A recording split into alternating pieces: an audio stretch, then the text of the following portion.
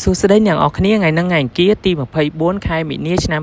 2026យើងមកតាមដានព័ត៌មានដែលជះឥទ្ធិពលដល់តម្លៃមាសអ្នកនរគ្នាហើយនឹងសិក្សាតាក់ទងជាមួយនឹងតម្លៃមាសទាំងអស់គ្នាវីដេអូខ្ញុំមិនមែនជា financial advice ឬមួយក៏លើកទឹកចិត្តឲ្យអ្នកនរគ្នាជួញដូរនៅទ្រព្យវិនិយោគណាមួយឡើយគ្រាន់តែជាការចែករំលែកចំណេះដឹងតែប៉ុណ្ណោះយើងមកអាប់ដេតតម្លៃមាសអន្តរជាតិបន្តិចទៅតាមទីផ្សារគីតកូបច្ចុប្បន្នតម្លៃមាសគឺស្ថិតនៅចន្លោះ$4,400ក្នុង1អោនដែលស្មើនឹង$5,355ក្នុង1ដុល្លារដែលថ្ងៃហ្នឹងគឺវារត់នៅចន្លោះ support និង resistance តម្លៃប្រហែលជា$4,306ទៅដល់$4,448ក្នុង1អោនដែលតម្លៃបច្ចុប្បន្នវារៀងលក្ខណៈស្ងប់ស្ងាត់បន្តិចហើយប៉ុន្តែការបើកទីផ្សារអាស៊ីយើងដែលយើងឃើញហើយទីផ្សារសៀងហៃជាមួយនឹងទីផ្សារតូក្យូមានការបើកមករៀងមានការ sell off ឬមួយក៏លក់យកចំណេញបន្តិចធ្វើឲ្យតម្លៃមាសហ្នឹងមានការធ្លាក់ចុះប៉ុន្តែវាបាន rebound មកលើវិញហើយការបើកទីផ្សារអឺរ៉ុបក៏មិនបានរុញច្រានដល់តម្លៃមាសធំដុំណាស់ដែរប៉ុន្តែបច្ចុប្បន្នតម្លៃមាសវារៀងស្ងប់ស្ងាត់បន្តិចហើយក្រោយពីព័ត៌មានតាក់ទងជាមួយនឹងលោកដូណាល់ត្រាំដែលយើងបានដឹងហើយអ្នកនរគ្នាខ្ញុំចង់បញ្ជាក់អ្នកនរគ្នានៅពេលដែលយើងចង់ដឹងរឿងតម្លៃមាសឲ្យវាច្បាស់ដូចខ្ញុំតែងតែអាប់ដេតព័ត៌មានទៅអ្នកនរគ្នាមាន3ចំណុចរាល់ដងអញ្ចឹងទី1យើងត្រូវមើលភាពតានតឹងភូមិសាស្ត្រនយោបាយលើពិភពលោកជាពិសេសតាក់ទងមួយសង្គ្រាមហើយបច្ចុប្បន្នអ្វីដែលយើងត្រូវមើលចំណុចទី1គឺរឿងតឹងតែងប្រទេសអ៊ីរ៉ង់ជាមួយនឹងសហរដ្ឋអាមេរិកនិងអ៊ីស្រាអែលចំណុចទី2គឺយើងត្រូវតាមដានប្រទេសអ៊ុយក្រែននិងរុស្ស៊ីដូចគ្នាដែលបច្ចុប្បន្នហ្នឹងស្ទើរតែគេបំភ្លេចចោលដោយសារតែភាពក្តៅនៃប្រទេសអ៊ីរ៉ង់ហ្នឹងធ្វើឲ្យអ្នកវិនិយោគហ្នឹងយកចិត្តទុកដាក់ជាងវាជាទិន្នន័យសង្គ្រាមដែលយើងត្រូវតែតាមដានព្រោះវានឹងប៉ះពាល់ដល់តម្លៃមាសខ្លាំងហើយចំណុចទី2ដែលខ្ញុំតែងតែអាប់ដេតអ្នកនរគ្នានោះតាក់ទងជាមួយនឹងទិន្នន័យសេដ្ឋកិច្ចរបស់ពិភពលោកជាពិសេសយើងមើលមេធំបំផុតសម្រាប់សេដ្ឋកិច្ចពិភពលោកគឺសហរដ្ឋអាមេរិកចឹងហើយយើងតាមដានតាក់ទងមួយទិន្នន័យសេដ្ឋកិច្ចសហរដ្ឋអាមេរិកជាគោលទៅហើយទិន្នន័យសហរដ្ឋអាមេរិកហ្នឹងយើងដឹងហើយថាមានអីខ្លះមានអ្វីដែលប៉ះពាល់ធំដល់តម្លៃមាសយើងមើលអត្រាការប្រាក់របស់ធនាគារកដាដែលអត្រាការប្រាក់ហ្នឹងមានការវាស់វែងដោយមើលទៅលើកត្តា3ទៀតតាក់ទងជាមួយនឹង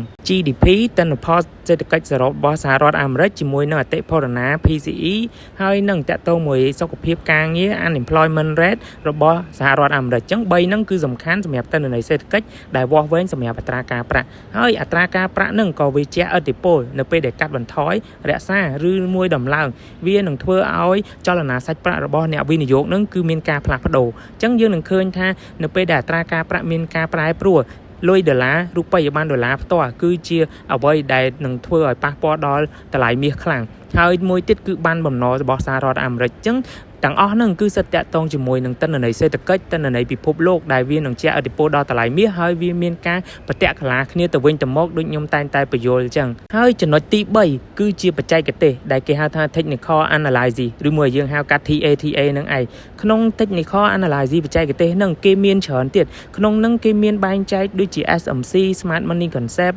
ICT Inner Concept Trading CRT Candle Rank Trading អីចឹងទៅវាមានច្រើនទៀតប៉ុន្តែភាគច្រើនគេប្រើខ្លាំងជាងគេគឺ ICT ដែលអាចថាវាស់វែងតាក់ទងជាមួយនឹងតម្លៃមាសហ្នឹងគឺវារៀងធំធៅច្រើនហើយចំណុចមួយទៀតគេមើលទៅ indicator ការបញ្ជាក់វាស់វែងផ្សេងទិន្នន័យផ្សេងដែលសបញ្ជាក់ដូចក្នុងហ្នឹងមាន moving average មាន RSI កម្លាំងទិញកម្លាំងលក់មានអីចឹងទៅមាន Fibo មានអីចឹងទៅហើយចំណុចមួយទៀតក្នុង TA នឹងដូចគ្នាគេហៅថា market sentimental គេហៅថាអារម្មណ៍ទីផ្សារយើងមើលអារម្មណ៍ទីផ្សារមានការប្រែប្រួលបែបណាក្នុងមួយនាទីក្នុង time frame បែបណាគឺវាសិតតែខុសគ្នាអស់ហើយនេះជាអ្វីដែល3ចំណុចដែលយើងត្រូវដឹងពីតម្លៃមាសខ្ញុំគ្រាន់សង្ខេបទេឥឡូវយើងមកមើលព័ត៌មានយើងវិញដែលយើងដឹងហើយថាព័ត៌មានសំខាន់នោះគឺតាក់ទងនឹងប្រទេសអ៊ីរ៉ង់ជាមួយនឹងសហរដ្ឋអាមេរិកជាពិសេសគឺលោកដូណាល់ត្រាំផ្ទាល់ម្ដងដែលយើងឃើញថាបច្ចុប្បន្នគឺកំពុងតែស្ថិតនៅក្នុងស្ថានភាពមួយមិនច្បាស់លាស់ទេមិនជាក់លាក់ទេហើយយើងរងចាំមើលអរគ្នាថាតើផែនការរបស់លោកដូណាល់ត្រាំគាត់នឹងដើរទៅផ្លូវបែបណាវានឹងធ្វើឲ្យតម្លៃមាសនឹងមានជាឥទ្ធិពលខ្លាំងមែនទែនដូចខ្ញុំបានបញ្ជាក់អ្នកនរគ្នាចឹងយើងមើលបច្ចេកទេសយើងមើល model បច្ចេកទេសហ្នឹងគេចេញជា model បច្ចេកទេសហ្នឹងមកគឺគេសិក្សាតាក់ទងមួយប្រវត្តិសាស្ត្រ graph តារាងតម្លៃហ្នឹងវារត់បែបណាបែបណីអីគេចេញជា model ជារូបរាង graph ដើម្បីដឹងពីចលនាសាច់ប្រាក់របស់ស្ថាប័នធំឬមួយគេហៅថា Wall Street នៅពេលណាដែលគាត់ចូលទីផ្សារនៅពេលណាដែលគាត់ចូល short នៅពេលណាដែលគាត់ចូល long ដូចយើងតាមជើងរបស់អ្នកវិនិយោគធំអញ្ចឹងហើយឧទាហរណ៍ដូចជា នៅពេលដែលលោក Donald Trump គាត់បង្ហោះទៅលើព័ត៌មានណាមួយដែលវាជាឥទ្ធិពលខ្លាំងដល់តម្លៃមាសបច្ចេកទេសអស់ហ្នឹងគឺយើងមើលអត់សូវត្រូវទេដូចខ្ញុំបានបញ្ជាក់អញ្ចឹងអ្នក trader គេមានពីរប្រភេទទី1គេហៅថាអ្នក trade ទៅលើទិន្នន័យសេដ្ឋកិច្ច macroeconomic ឬមួយ MEV អីចឹងទៅមួយទៀតគេ trade ទៅលើបច្ចេកទេសអញ្ចឹងអ្នកដែល trade បច្ចេកទេសអស់ហ្នឹងគឺគាត់ត្រូវដឹងម៉ោងណាដែលជាម៉ោងទិន្នន័យគេចេញផ្សាយម៉ោងណាបើកទីផ្សារបែបណាគឺវាមានផលប៉ះពាល់ទាំងអស់ហើយចំពោះថ្ងៃហ្នឹងផ្ទាល់គឺជាថ្ងៃទី24សម្រាប់សង្គ្រាមប្រតិបត្តិការរបស់លោក Donald Trump ជាមួយនឹងអ៊ីរ៉ង់ជាមួយនឹងអ៊ីស្រាអែលហើយដូចនៅសហរដ្ឋអាមេរិកលោក Donald Trump រដ្ឋបាលគាត់អីភាគច្រើនគាត់ប្រើនៅពាក្យប្រតិបត្តិការយោធាមិនមែនជាសង្គ្រាមទេហើយក៏ខ្ញុំសង្ឃឹមថាអ្នកនរគ្នាយល់ដឹងជាចំណេះដឹងហើយក៏ដូចបទពិសោធន៍ដូចគ្នាក្នុងរយៈពេលប្រហែលថ្ងៃហ្នឹងហើយនិយាយទៅចាប់ពីសង្គ្រាមកើតឡើងហ្នឹងមិនមែនគ្រប់សង្គ្រាមធ្វើឲ្យតម្លៃមាសកើនឡើងដូចខ្ញុំបញ្ជាក់តាំងថ្ងៃទី1មកហើយដូចគ្នាជាមួយនឹងស្ថានភាពតាក់ទងជាមួយនឹងភាពមិនច្បាស់លាស់ហើយនឹងការធ្វើផែនការនានាយុទ្ធសាស្ត្រនានារបស់លោក Donald Trump ដែលវាជាឥទ្ធិពលមាសខ្លាំងដែលយើងបានឃើញកាលពីថ្ងៃសៅរ៍លោក Donald Trump គម្រាមកំហែងវាប្រហារទៅកន្លែងធម្មពលរបស់ប្រទេសអ៊ីរ៉ង់ទាំងមូលហ្នឹងយើងឃើញថាបើកទីផ្សារថ្ងៃច័ន្ទមកភ្លាមនៅក្នុងអាស៊ីយើងហើយនឹងសហភាពអឺរ៉ុបទីផ្សារពីរហ្នឹងបើកគឺមានការដាំទីផ្សារមាសខ្លាំងមែនទែនធ្វើឲ្យតម្លៃមាសហ្នឹងគឺធ្លាក់រហូតដល់ប្រហែលជា$400ក្នុង1អោនហើយជាមួយនឹងការបើកទីផ្សារនៅសហរដ្ឋអាមេរិកឬមួយក៏ New York Exchange ហ្នឹងលោក Donald Trump គាត់បង្ហោះសារមួយថាគាត់មានកិច្ចពិភាក្សាជាមួយនឹងអ៊ីរ៉ង់ហ្នឹងមានផ្លែផ្កាល្អក្នុងរយៈពេល2ថ្ងៃហ្នឹងហើយគាត់នឹងពន្យាពេលក្នុងការគម្រាមកំហែងប្រតិបត្តិការយោធាទៅលើកន្លែងថាមពលរបស់ប្រទេសអ៊ីរ៉ង់ហ្នឹងចំនួន5ថ្ងៃយើងឃើញថាមាសគឺមានការកើនឡើងវិញ$400ភ្លាមផងដែរហើយស្របពេលហ្នឹងគឺតាក់ទងជាមួយនឹងរដ្ឋមន្ត្រីការបរទេសរបស់ប្រទេសអ៊ីរ៉ង់គាត់បានបញ្ជាក់ជាសាធារណៈថាគាត់អត់មានការជជែកពិភាក្សាណាមួយ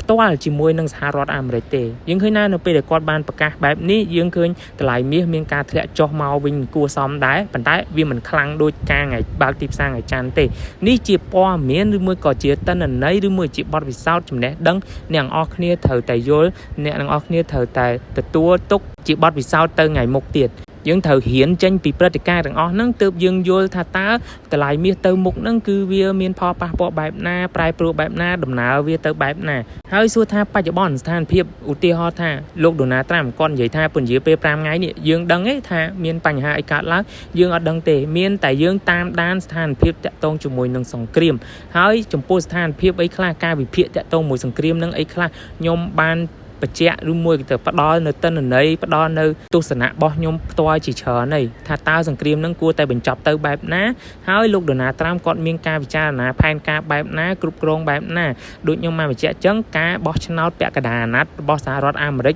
កំពុងតែជិតមកដល់ហើយសម្រាប់ខែ11អញ្ចឹងហើយគាត់ត្រូវធ្វើម៉េចមុនការបោះឆ្នោតហ្នឹងការឃោសនាបោះឆ្នោតបែបណាដើម្បីទាញសិលឹកឆ្នោតឲ្យបានច្រើនព្រោះបើសិនជាលោក Donald Trump គាត់ឈ្នះឆ្នោតពាក់កណ្ដាលអាណត្តិនេះយើងឃើញថាគោលនយោបាយផ្សេងៗរបស់គាត់នឹងងាយស្រួលក្នុងការធ្វើឬមួយអនុម័តចេញពីសភាដោយសារតែក្នុងសភារបស់គាត់ទទួលបានកៅអីច្រើនអញ្ចឹងទៅបើសិនគាត់ឈ្នះប៉ុន្តែបើសិនជាគាត់ចាញ់វិញយើងនឹងឃើញថាគោលនយោបាយផ្សេងៗគាត់នឹងពិបាកហើយអាចនឹងមានភាគរយតិចតួចផងដែរថាអាចនឹងគាត់ថត់អាណត្តិមុនឆ្នាំផងដែរយើងត្រូវរងចាំមើលអ្នកនរគ្នាតែបើសិនជាលោក Donald Trump អាចឈ្នះឆ្នោតនៅពាក់កណ្ដាលអាណត្តិយើងនឹងឃើញថាវាជាអនាគតល្អសម្រាប់តម្លៃមាសណាហើយយើងឃើញពីការបោះឆ្នោតមិនផ្លូវការដូចជានៅក្នុង Poly Market អីក៏ដោយពេលមុនសង្គ្រាមជាមួយនឹងប្រទេសអ៊ីរ៉ង់លោក Donald Trump គណៈបករបស់គាត់នឹងគឺមិនសូវជាមានភាគរយច្រើនដើម្បីឈ្នះក្នុងពាក់កណ្ដាលអាណត្តិទេប៉ុន្តែគ្រាន់តែការបើកប្រតិបត្តិការយោធានេះមកជឿជាក់នឹងគឺ50% ទេអាហ្នឹងបើយោងតាម Poly Market ប៉ុន្តែយើងរងចាំមើលអស់គ្នាទៀតហើយខ្ញុំរំពឹងថាបើសិនជាលោក Donald Trump គាត់ឈ្នះឆ្នោតពាក់កណ្ដាលអាណត្តិតម្លៃមាសនឹងមានអនាគតល្អក៏ដូចជាតម្លៃ Bitcoin ផងដែរអញ្ចឹងភាពតានតឹងភូមិសាស្ត្រនយោបាយរវាងប្រទេសអ៊ីរ៉ង់និងសហរដ្ឋអាមេរិកយើងត្រូវបន្តរងចាំមើលទៀតអញ្ចឹងអ្វីដែលខ្ញុំនិយាយដដែលហើយដដែលទៀតគឺព័ត៌មានតាក់ទងជាមួយនឹងធម្មពលប្រេងហើយនឹងហ្គាសយើងរងចាំមើលជាពិសេសច្រកហូម៉ូសអ្វីដែលអ្នកទាំងអស់គ្នាត្រូវតាមដានឲ្យច្បាស់ព្រោះអីក្នុងការវាបហាត្រឹមមីស៊ីទៅវិញទៅមកនៅប្រទេសអ៊ីរ៉ង់ហើយនឹងអ៊ីស្រាអែលអីហ្នឹងគឺនៅតែមានធម្មតាទេបច្ចុប្បន្នតាក់ទងមួយការវាបហាដ្រូនអីហ្នឹងប៉ុន្តែអ្វីដែលប៉ះពាល់ដល់តម្លៃមាសខ្លាំងមិនមែនរឿងអស់ហ្នឹងទេគឺរឿងការវាបហាទៅលើប្រព័ន្ធតាក់ទងមួយធម្មពលណាមួយអញ្ចឹងហើយបើខ្ញុំ vậy mau đại hay đại tiết nhàng ọc như thở tam đan là nâng ở chất đất buộc dương khơi nhấy tha vì ai chạy po đo lại mi khang mình tên hai ca bác tiếp sang ngày chan đại việt lẹ đó điệp mình tên nâng chờ mình tên nâng ní chia vậy để dương ai khơi tiết tha pi phiếp từ ruộtในตลาดมีได้ท่าวิอาจหนึ่งทะเลกันแต่ครั้งบางเส้นจีมีสถานเพียบนาปลายปลัวได้ด่าสมปิดดอตลาดมีครั้งยังโรงจามเมืองออกเนียเตียดผัวป้อมีนปัจจุบันก็อดมีนป้อมีนนามุ้ยความโตดอตลาดมีได้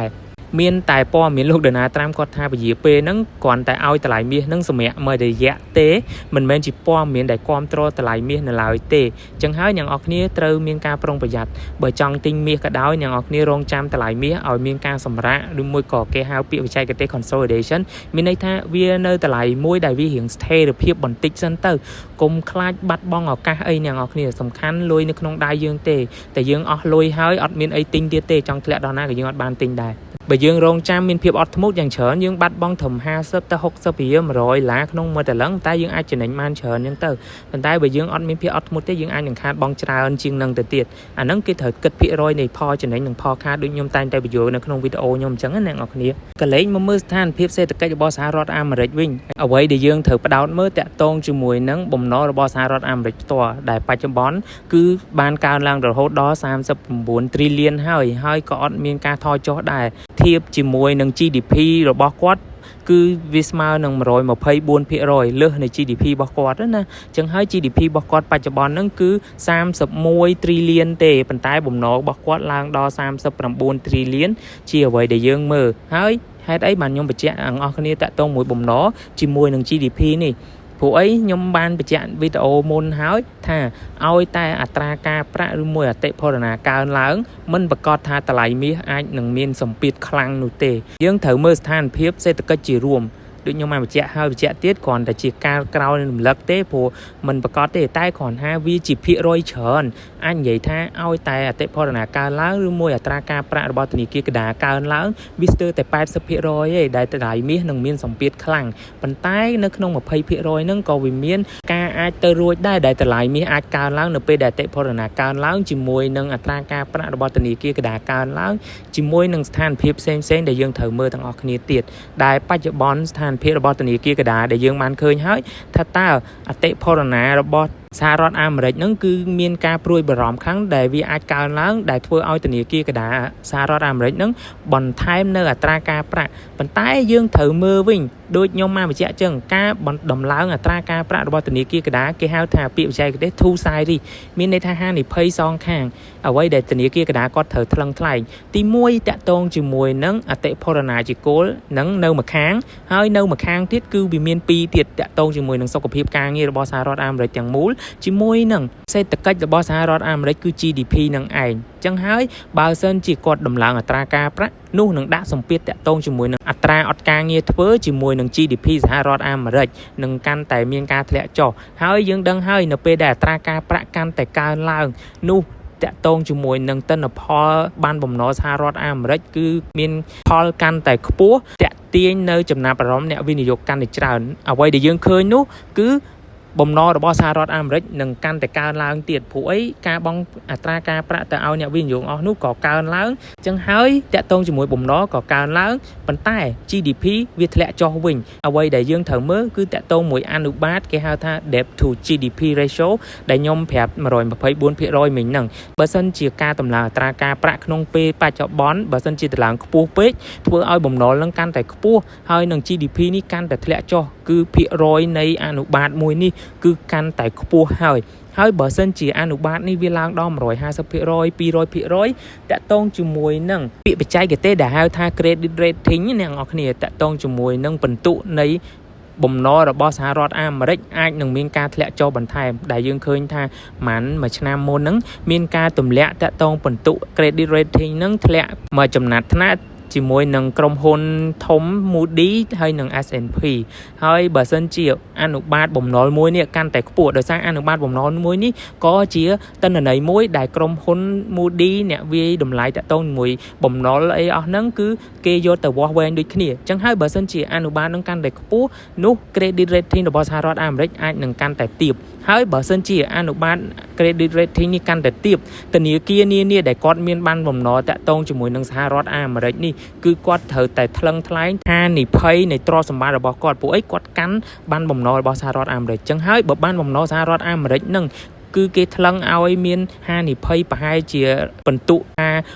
20% ចុះឧទាហរណ៍ណាព្រោះអីទៅតាមស្តង់ដារឬមួយធនាគារកណ្ដាលរបស់គេនៅរបាយការណ៍ធនាគារមួយវារៀងបច្ចេកទេសបាក់បន្តិចប៉ុន្តែគ្រាន់ថាខ្ញុំនឹងទាញជាលទ្ធផលចុងក្រោយឲ្យអ្នកនរគ្នាទេអញ្ចឹងហើយបំណុលដែលធនាគារទាំងអស់នោះឧទាហរណ៍ថាគាត់មាន$10000ប៉ុន្តែបន្ទុក credit rating របស់សហរដ្ឋអាមេរិកហ្នឹងវារៀងទាបដែលវាធ្លាក់អាចថាការថ្លឹងរបស់ធនាគារកណ្ដាលគេឲ្យថាឧទាហរណ៍ថា red A ដកអញ្ចឹង A ដកហ្នឹងថ្លឹងនៅទ្រព្យសម្បត្តិបានបំណុលហ្នឹងត្រូវដកថែម10% ចេញវិញមានន័យថាធនាគារកណ្ដាលគាត់បានបំណុល$10000អញ្ចឹង asset របស់គាត់ឬមួយទ្រព្យសកម្មរបស់គាត់នៅក្នុងដៃឬមួយក៏គេហៅថាទ្រព្យសម្បត្តិសុទ្ធរបស់គាត់ហ្នឹងគឺគាត់អាចថ្លឹងថ្លែងបានហ្នឹងត្រឹមនៅសល់តែ$9000អីទេត្រូវដក10% ហ្នឹងចោលព្រោះគេគិតថាវានឹងអាចបាត់បង់ព្រោះអានេះនិយាយទៅវាគិតជាបច្ចេកទេសតាក់ទងគណនេយ្យស្តង់ដារគណនេយ្យតាក់ទងមួយ Basel តាក់ទងមួយ Prudent Report បច្ចេកទេសទេប៉ុន្តែខ្ញុំគ្រាន់តែចង់ឲ្យអ្នកនរគ្នាដឹងថាការដំឡើងអត្រាការប្រាក់ខ្ពស់ពេកបច្ចុប្បន្នស្ថានភាពសហរដ្ឋអាមេរិកអាចនឹងមានបញ្ហាធ្វើឲ្យអនុបាទតាក់ទងជាមួយបំណុលរបស់សហរដ្ឋអាមេរិកទៅកាន់ GDP សេដ្ឋកិច្ចរបស់គាត់នឹងកាន់តែកើនឡើងនោះធ្វើឲ្យ credit rating ឬមួយក៏បន្ទុកនៃការផ្ដល់បំណុលរបស់សហរដ្ឋអាមេរិកផ្ទាល់នឹងមានបញ្ហាធ្លាក់ចុះដែលយើងបានដឹងកាលពីឆ្នាំមុននៅក្រុមហ៊ុន Moody ដែលបានបញ្ចុះបន្ទុករបស់សហរដ្ឋអាមេរិកមកឋានៈធាតុហ្នឹងយើងបានឃើញពីព័ត៌មានហ្នឹងដែលគេនិយាយច្រើនដែរហើយវានឹងបានគ្រប់គ្រងដល់តម្លៃមាសគួរសមផងដែរនៅពេលហ្នឹងគ្រាន់ថានេះខ្ញុំគ្រាន់តែត្រួសឲ្យអ្នកនរគ្នាសិនទេខ្ញុំនឹងព្យាយាមបញ្យល់អ្នកនរគ្នាឲ្យកាន់តែច្រើនទៀតព្រោះអីនៅពេលដែលយើងដឹងតាក់ទងមួយទិន្នន័យសេដ្ឋកិច្ចបែបនេះយើងដឹងថាអនាគតតម្លៃមាសវានឹងទៅជាបែបណាកលេចមើលបច្ចេកទេសតម្លៃមាសបច្ចុប្បន្នតាក់ទងជាមួយនឹង Candle ក្នុងមួយថ្ងៃហ្នឹងការបើកទីផ្សារមកឃើញថាតម្លៃមាសមានការធ្លាក់ចុះហើយតបមកគឺវាមានការឡើងទៅវិញ rebound ទៅវិញហើយបច្ចុប្បន្នគឺតម្លៃមាសគឺអត់មានតាណាទេតម្លៃបើកហើយតម្លៃបច្ចុប្បន្នគឺប្រហាក់ប្រហែលគ្នាទេដែលខ្ញុំបានបញ្ជាក់ដែរថាបច្ចុប្បន្ននេះបន្ទាប់ពីតម្លៃមាសបានត្រឡប់ទៅវិញឬមួយក៏កែតម្រូវទៅវិញបន្ទាប់ពីលោក Donald Trump បង្ហោះហ្នឹងយើងបានឃើញថាតម្លៃ support ចន្លោះមួយនេះគឺជាតម្លៃមួយដែលរឹងមាំដែលអាចនឹងរុញច្រានតម្លៃមាសទៅវិញឬមួយក៏យើងនិយាយភាសាបច្ចេកទេសគេហៅថា order block បើនិយាយភាសាខ្មែរវារៀងបាក់បញ្យល់បន្តិចអាចថាដានជើងរបស់អ្នកវិនិយោគធំៗឬមួយស្ថាប័នធំៗកន្លែងដែលស្ថាប័នធំៗគាត់រំពឹងថាធ្លាក់មកដល់ហ្នឹងគឺគាត់នឹងទិញលើកឡើងទៅវិញអញ្ចឹងហើយចន្លោះតម្លៃ4276និង$4074មួយនេះខ្ញុំអាចរំពឹងថាវានឹងទប់ទល់តាក់ទងជាមួយនឹង bear market នេះរួចទៅចុះព្រោះយើងអត់ច្បាស់ដែរដោយសារបច្ចុប្បន្នគឺមានព័ត៌មានច្រើនណាស់ដែលវាអាចនឹងធ្វើឲ្យតម្លៃបុកខ្ពស់ឬមួយទាបទៅតាមទិន្នន័យជាក់ស្ដែងជាមួយនឹងស្ថានភាពជាក់ស្ដែងប៉ុន្តែដូចខ្ញុំបានបញ្ជាក់ចឹងបើសិនជាយើងរំពឹងថាតម្លៃមាសវានឹងកើនឡើងវាអត់កើនឡើងភ្លាមទេហើយបច្ចុប្បន្នអត់ទាន់មានព័ត៌មានណាមួយដើម្បីគ្រប់គ្រងឲ្យតម្លៃមាសហ្នឹងកើនឡើងដូចគ្នាហើយអ្វីដែលខ្ញុំចាំមើលតាក់ទងជាមួយតម្លៃមាសគឺវាត្រូវយ៉ាងហោចណាស់មានការរត់ sideways សិនឬមួយក៏ retracement សិនអញ្ចឹងពីរហ្នឹងវាស្តៀងគ្នាគ្រាន់វាខុសរូបរាងគ្នាតិចតួចហើយសួរថាភាសាខ្មែរមានន័យថាម៉េចយើងពិបាកបញ្យល់ដែរប៉ុន្តែធ្វើមិនឲ្យតម្លៃមាសហ្នឹងវាមានលំនឹងមានការសម្រាកសិនកុំឲ្យវាទាញធ្លាក់ទាញខ្ពស់ពេកឡើងខ្ពស់ពេកអាហ្នឹងសិតតែអត់សុខភាពល្អទេសម្រាប់តម្លៃមាសអញ្ចឹងស្តៀងព្រួញដូចខ្ញុំគូអញ្ចឹងអ្វីដែលខ្ញុំចង់ឃើញគឺមានការធ្លាក់ចុះមកចេះ sell off មកតង់ចេះហើយអាចថាវាធ្លាក់ចូល bear market ហើយតម្រាំវាងើបវាត្រូវការពេលវេលាទៅវិញអញ្ចឹងហើយវាត្រូវការ sideways នេះ sideways មានឡើងចុះ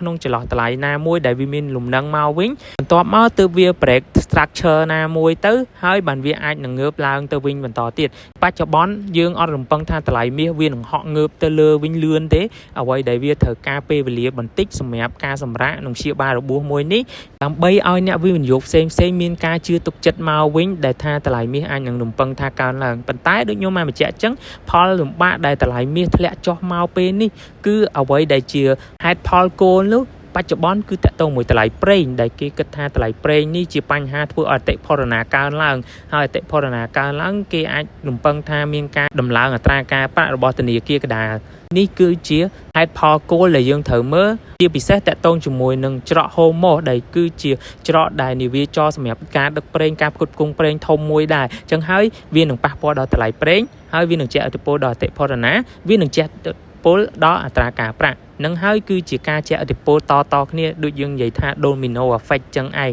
ហើយបន្ទាប់ពីសង្គ្រាមអតិផរណាវាមិនអាចបាត់ទៅរសាត់លឿនទេអញ្ចឹងយើងរំពឹងថាតម្លៃមាសក៏វាមិនងើបលឿនដែរព្រោះយើងដឹងហើយតម្លៃប្រេងមួយនៅពេលដែលវាកើនឡើងវានឹងជះឥទ្ធិពលច្រើនមិនមែនតែ domino effect មួយនេះទេគឺវាជះឥទ្ធិពលដល់គ្រប់វិស័យអញ្ចឹងគេហៅថា ripple effect ឬមួយក៏អីចឹងទៅ Phoenix effect អីក៏មានដែរអញ្ចឹងវាជះឥទ្ធិពលដល់ច្រើនវិស័យអញ្ចឹងយើងរំពឹងថាតម្លៃមាសអនាគតគឺនៅតែល្អដូចខ្ញុំបានបញ្ជាក់អញ្ចឹងដោយសារអីសេដ្ឋកិច្ចសហរដ្ឋអាមេរិកគាត់នៅតែមានបញ្ហាត្រូវទៅដោះស្រាយហើយតាក់ទងជាមួយនឹងការចំណាយនៅសង្គ្រាមមួយនេះវានឹងកើនដល់អតិផរណាគាត់នឹងតម្រូវឲ្យមានការបោះពុម្ពលុយបន្ថែមដើម្បីជួយសង្គ្រោះដល់សេដ្ឋកិច្ចជាមួយនឹងការទប់ដល់អតិផរណាហើយនៅពេលនោះហើយគឺប្រជាជនខ្មែរយើងដូចគ្នាដែលកាន់លុយដុល្លារនេះនឹងមានការចោះថោកដោយសារលុយដុល្លារមានការផ្គត់ផ្គង់ច្រើនជាងមុនពីធនាគារកណ្ដាលពីរដ្ឋាភិបាលជាតិសហរដ្ឋអាមេរិកបានបោះពុម្ពលុយបន្ថែម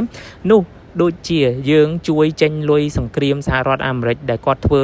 ការវាយប្រហារទៅប្រទេសអ៊ីរ៉ង់អញ្ចឹងនឹងហើយជាអ្វីសេដ្ឋកិច្ចលើពិភពលោកអញ្ចឹងសម្រាប់ព័ត៌មានហើយនឹងទិន្នន័យថ្ងៃហ្នឹងខ្ញុំមានតែប៉ុណ្្នឹងទេសង្ឃឹមថាជាចំណេះដឹងមួយចំនួនឲ្យអ្នកនរគ្នាងាយស្រួលក្នុងការសម្រេចចិត្តនានាអរគុណអ្នកនរគ្នា